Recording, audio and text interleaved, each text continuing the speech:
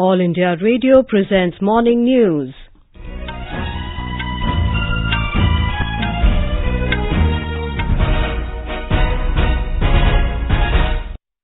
Good morning, I'm Valsa Williams. The headlines. JMM-Congress-RJD Alliance set to form a new government in Jharkhand. JMM legislature party meets today to elect its leader.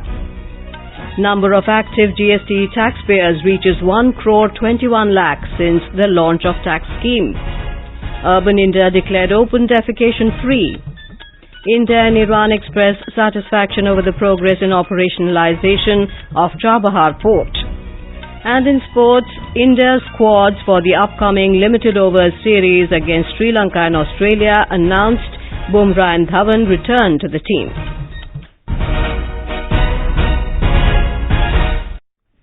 In Jharkhand, the JMM-Congress-RJD Alliance is set to form a new government in the state.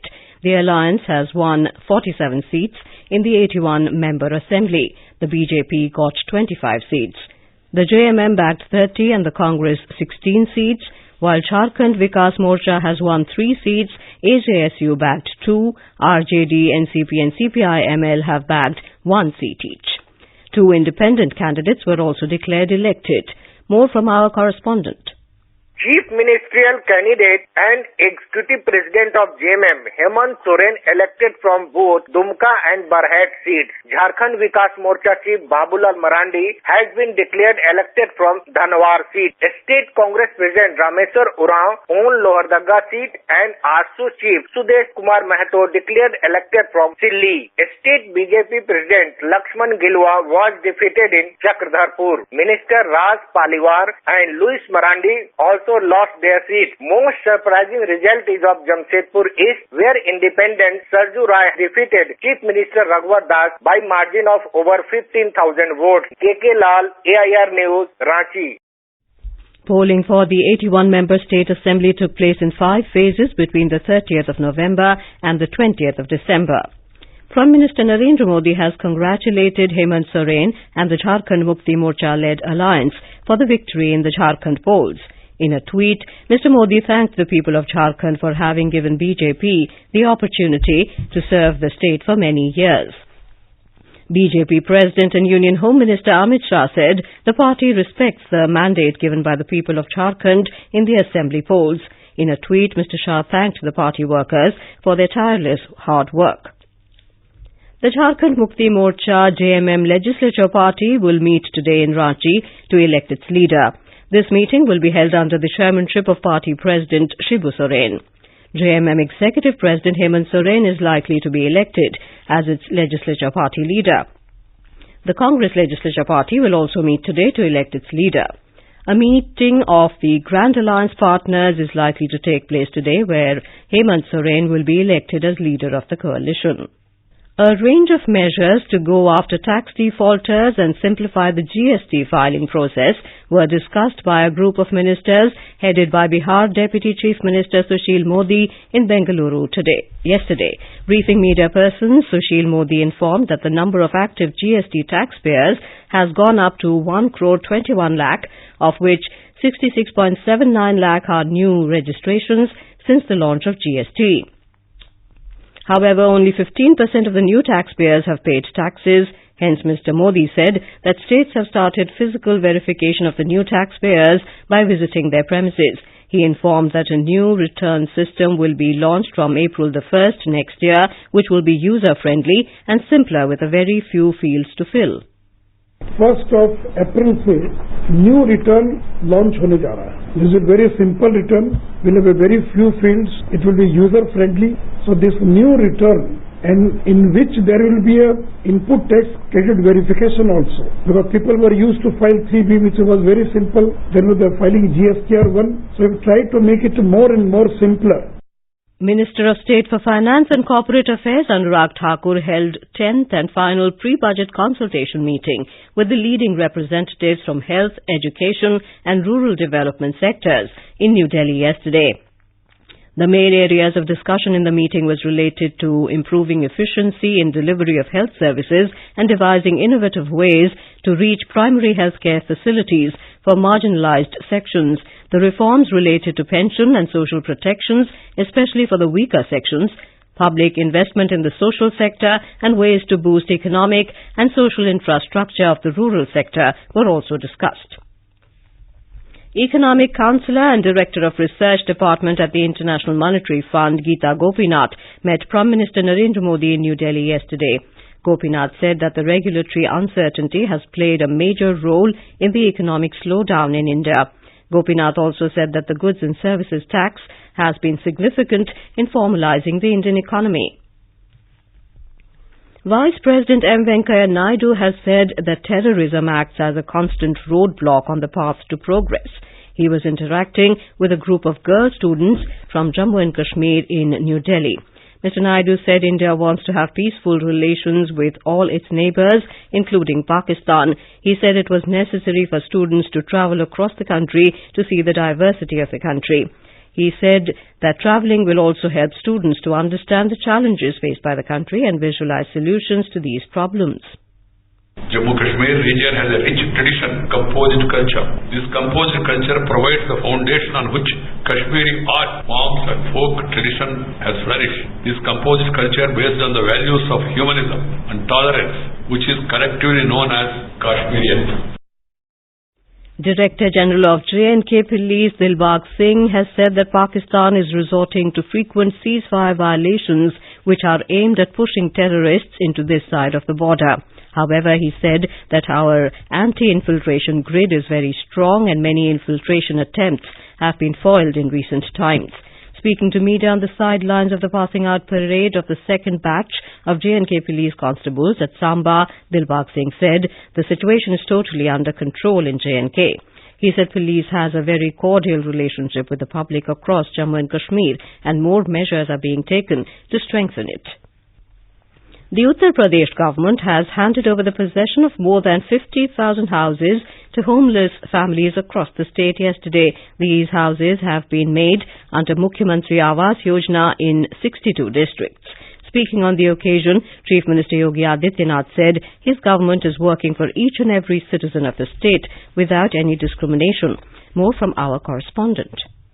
The Mukhyamantri Awas Yojana was initiated to accommodate those families which were not covered under Pradhan Mantri Awas Yojana. These 50,740 houses were given to differently abled persons, homeless families, people affected from natural calamity and special diseases. More than 630 crores were spent on these houses by state government. Under the scheme, more than 2,800 leprosy patients were also given houses, which was a special initiative of former governor of the state Ram Naik. Chief Minister said that around 30 lakh houses have been provided to the families in his state under Pradhan Mantri Awas Yojana. Sushil Chandra Tiwari, AIR News, Lucknow.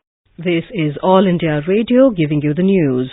For quick news updates round the clock, follow us on our Twitter handle at AIR News Alerts. Swachh Bharat Mission Urban has achieved its target of making urban India open defecation free.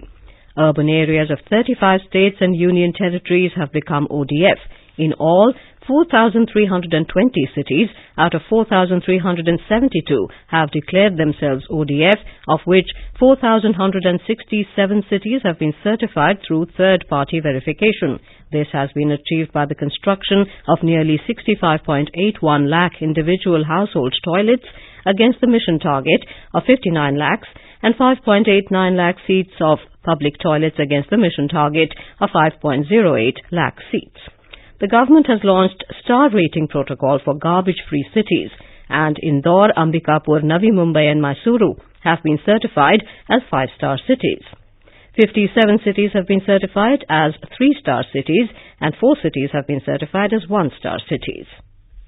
The Indian Railways has decided to modernize its signalling system on its entire network by implementing modern train control system. Ministry of Railways said this is one of the most ambitious modernization projects, which envisages upgradation of the signalling system for improving safety, line capacity and to run trains at higher speed. The work includes revision of automatic train protection system, electronic interlocking system and remote diagnostic and predictive maintenance system. in connection with works of raising the speed up to 160 kilometers per hour to reduce travel time from the existing 18 hours to 12 hours. Modern train control system shall be implemented on Delhi-Mumbai and Delhi-Howrah high-density routes.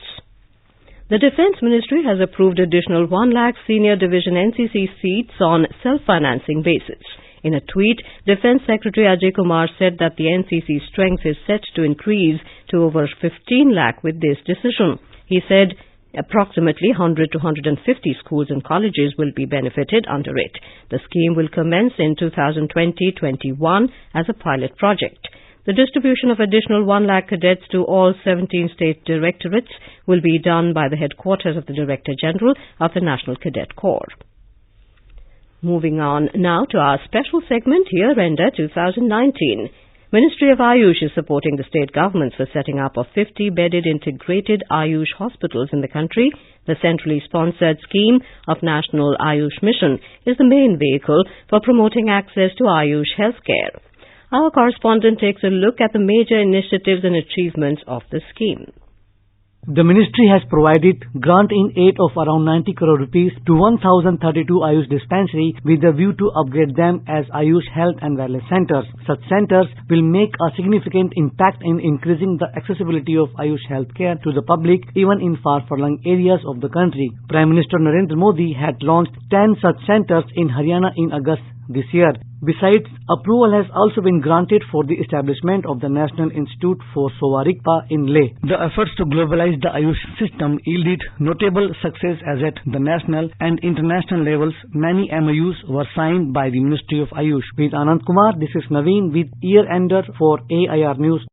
The annual Akashvani Awards will be given in New Delhi today. Information and Broadcasting Minister Prakash Javadekar will confer the awards. The Akashvani Awards were instituted in 1974 to promote professional excellence and bring out the best from the staff working at various radio stations and installations.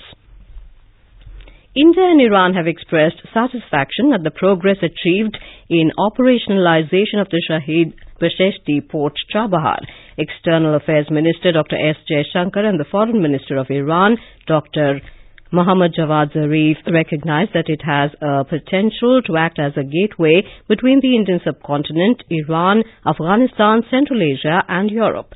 They also welcomed the utilization of the port for exports from Afghanistan and discussed ways to promote it for enhancing wider regional connectivity for trade and transit. The Board of Control for Cricket in India, BCCI, has announced India's squads for the upcoming limited overs series against Sri Lanka and Australia. Jasprit Bumrah and opener Shikhar Dhawan returned to India's squads. Opener Rohit Sharma and fast bowler Mohammad Shami have been rested for 2020 series against Sri Lanka starting on January the 5th. India is scheduled to play 3 T20Is against Sri Lanka, which will be followed by 3 ODIs against Australia. And now for an overview of today's newspapers, it's over to Nishit Kumar. Thank you, Valsa. Jharkhand Assembly poll results dominate newspapers this morning. JMM coalition rests Jharkhand, headlines The Hindu. Christmas comes early. Wisely, Congress gave JMM lead role, observes The Asian Age. BJP takes out pro-citizenship rally in Bengal. Nadda wraps Congress. TMC reports The Pioneer.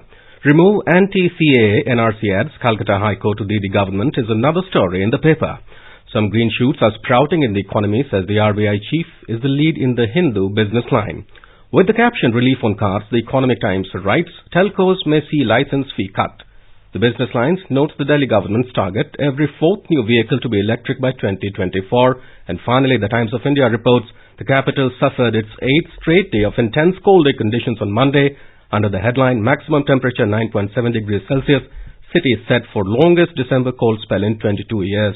And with that, it's back to you, Valsa. Thank you, Nishit. And now before we end the bulletin, the headlines once again. JMM-Congress-RJD Alliance set to form a new government in Jharkhand. JMM legislature party meets today to elect its leader. Number of active GST taxpayers reaches 1 crore 21 lakh since the launch of tax scheme. Urban India declared open defecation free. India and Iran expressed satisfaction over the progress in operationalization of Chabahar Port. And in sports, India's squads for the upcoming limited overs series against Sri Lanka and Australia announced. Bumrah and Dhawan return to the team. And with that, we end the morning news. Have a nice day.